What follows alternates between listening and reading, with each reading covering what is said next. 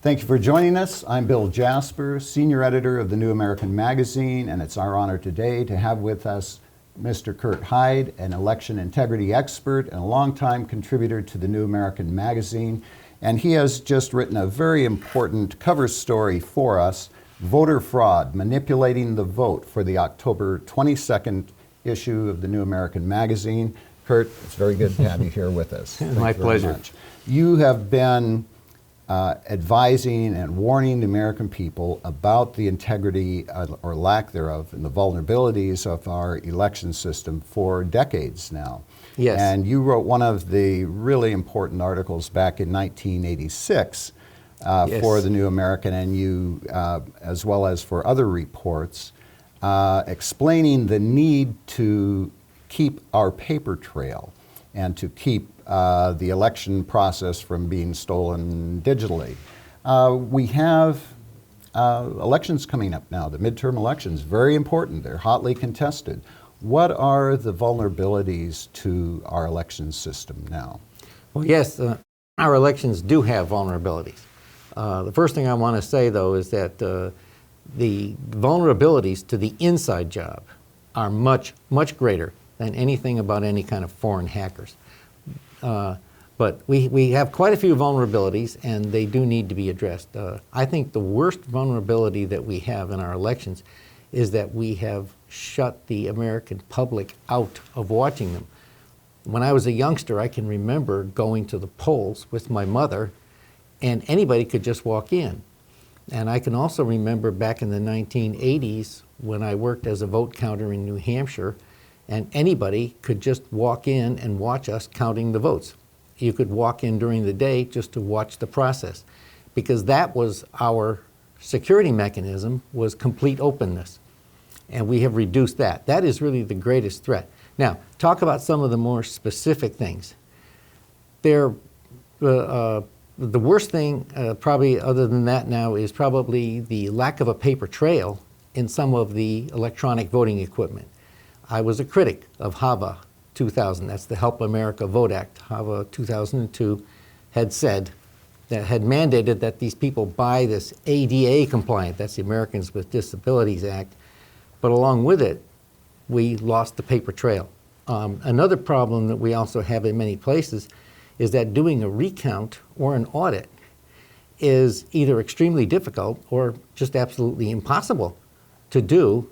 And if you have a paper trail, that's a good first step, but more than just a paper trail, you've got to be able to use the paper trail. You actually have to be able to do a recount.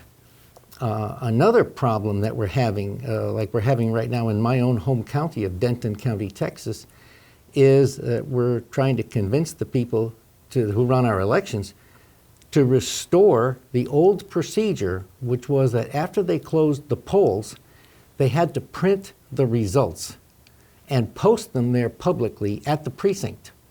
And that's another factor, because the idea of, is there somebody who can manipulate the totals afterward? Well, if we can get those returns, those results of the elections, to be printed on paper and posted and be proclaimed publicly, that'll go a long way to stop anybody from using any of the computer programs, one of which is called fraction magic. There actually is one that people have used to show that they can do that. We have other vulnerabilities too, such as absentee ballots. Absentee ballots have long been a concern. And the states that have gone to 100% absentee style balloting have some very serious concerns. So we do have a lot of vulnerabilities. We have a lot of concerns that we need to address. And the people who keep saying, well, let's just worry about Russian hackers and that's the only thing we're going to worry about, I think that they are misleading the American public.